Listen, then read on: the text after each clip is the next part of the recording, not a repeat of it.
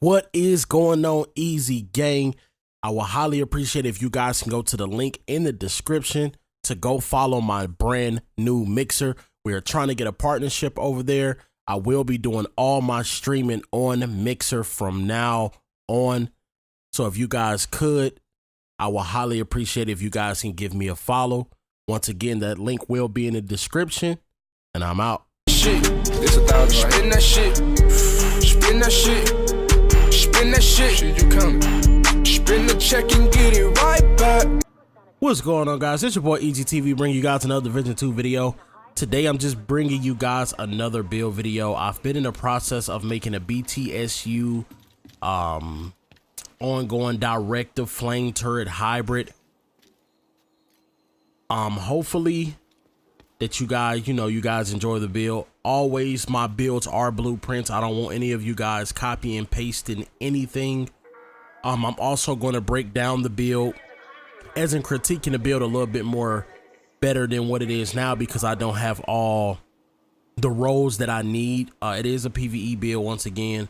So without further ado, let's get into it. All right. So this is the build that I've been working on. It is PvE. To be honest, man, you don't need to spec into health when it comes to, PvE type stuff, because you want to be as tanky as possible with that armor.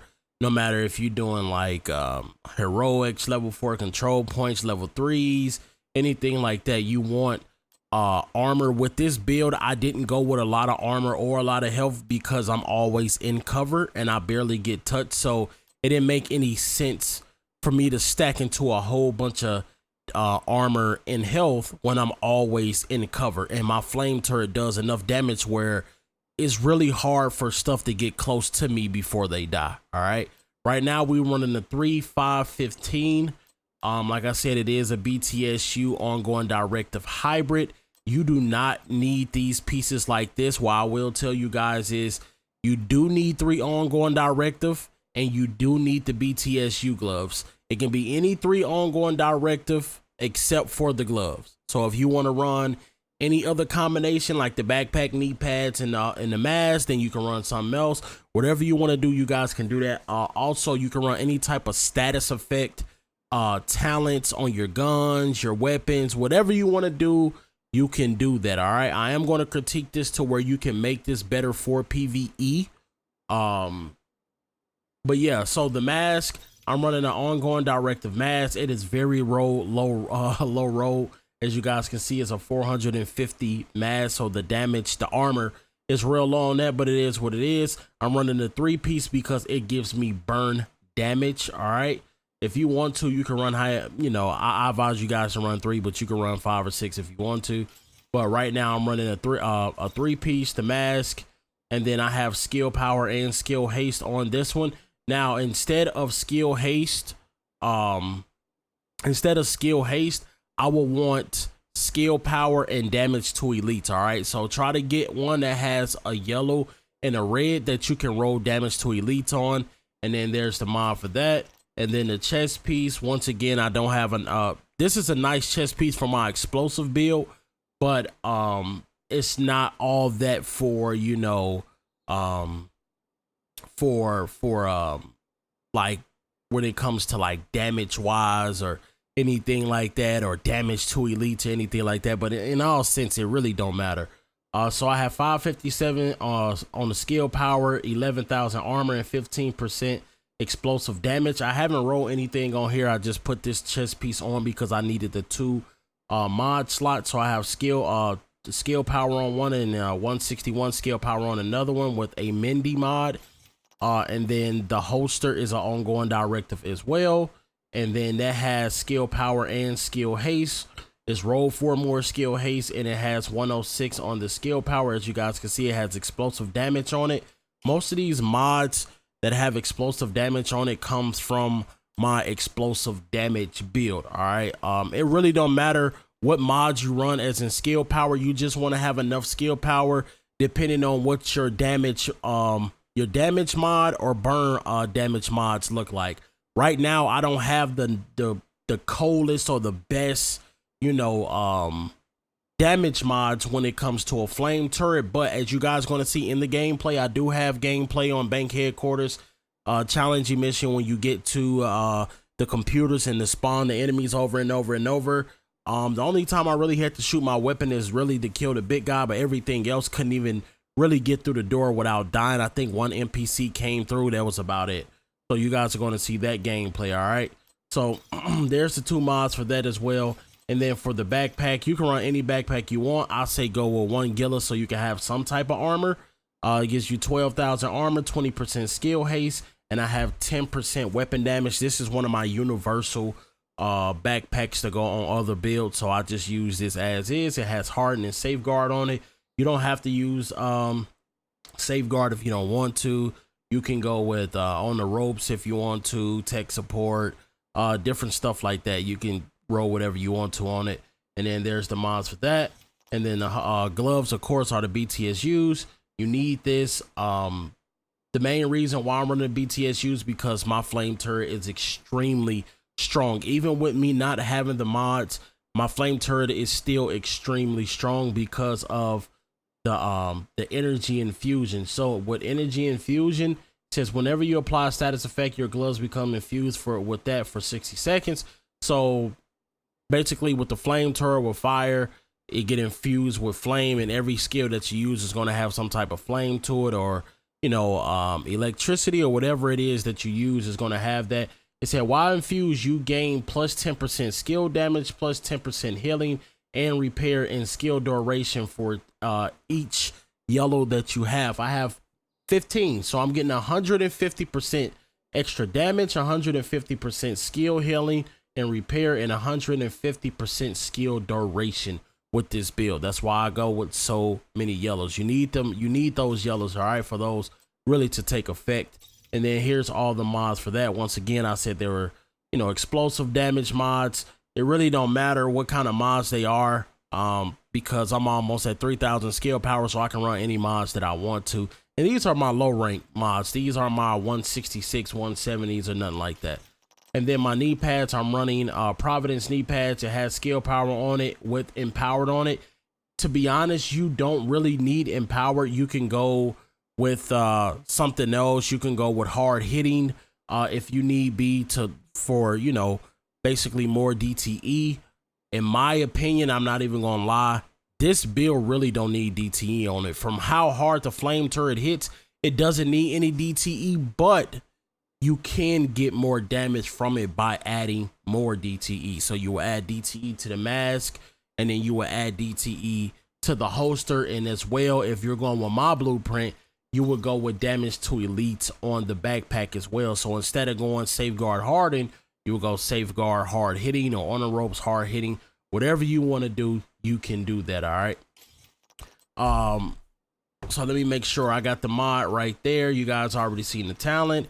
And right here, as you guys can see, my burn damage is at 1263. Now I can change my burn damage, which I don't know which one is stronger. I'm pretty sure the burn damage is when the icon above the NPC's head it's like a turret. With me, it's not a turret, it's some type of burn effect. I'm guessing that's the burn damage that chunks away at the health, and then everything else is just damage in particular. So right now I have a 107% damage mod on it, and then you have one that has burn strength on it as well. So it knocks my damage down 2707, but then it gains 4,524 on the burn damage, and I'm pretty sure the burn damage is the icon that goes above the NPC's head.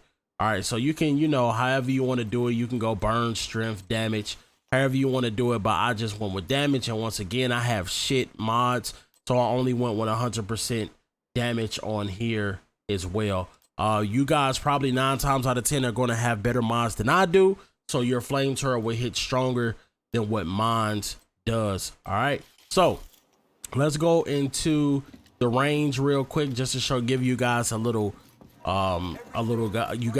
visual on what I mean by how hard the turret hits, and then I have gameplay coming up right after. All right, we're going to put this on the hardest difficulty.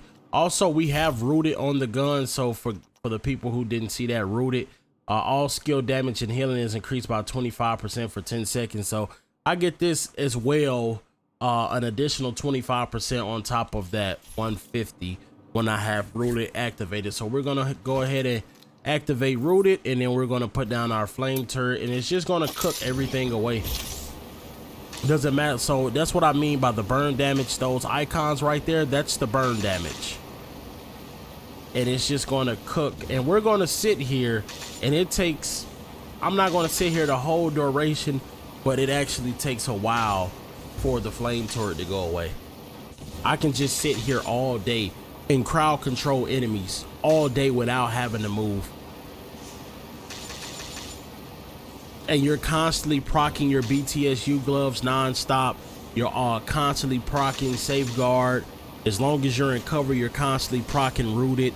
So you really don't have to shoot with this build, or you don't have to jump out of cover. You just do this right here. And once again, this is like no damage to elites on the build. So, and you see how hard that it's hitting the yellow NPCs, which the yellows are elites. So if you want to, you can spec more. Like I said, damage to elites, you will put more damage to elites on the knee pads, you will put damage to elites on the backpack, and then you will put damage to elites on the mask. But you have to be careful as well, because you don't want to get rid of too much skill power. I wouldn't really worry about the skill haste, because the turret lasts a while with the BTSU gloves. So you would try to spec into at least like 3,000 skill power, depending on what kind of mods that you have. But I would not spec into a lot of skill haste with this build. So as you guys can see, it just keeps going.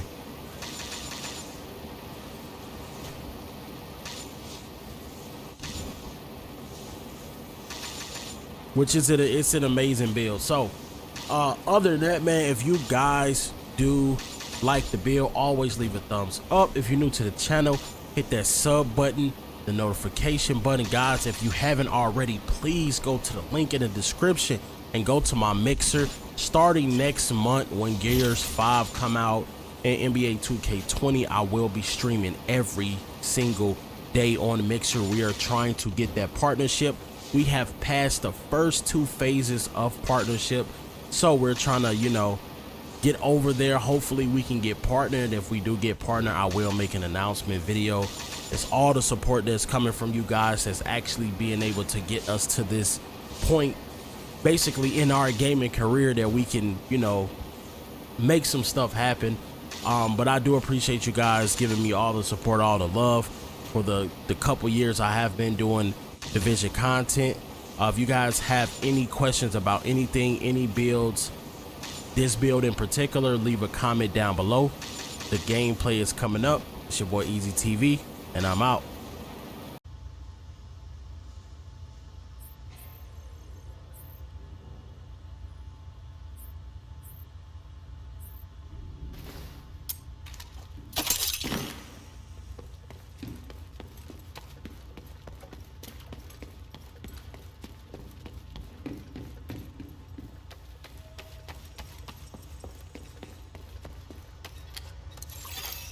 Beginning search query.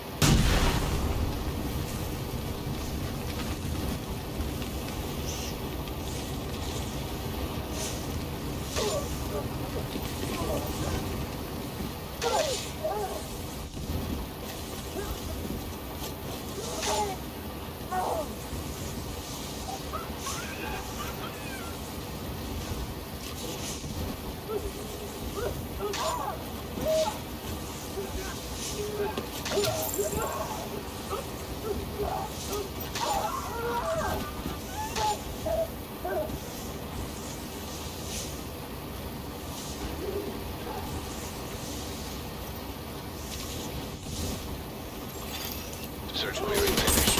Subject located. President Ellis. Oh, the helicopter on standby to extract him. Lockdown procedure initiated. That doesn't sound good. Isaac, do you have a way out of the vault? Searching for a way out of the vault.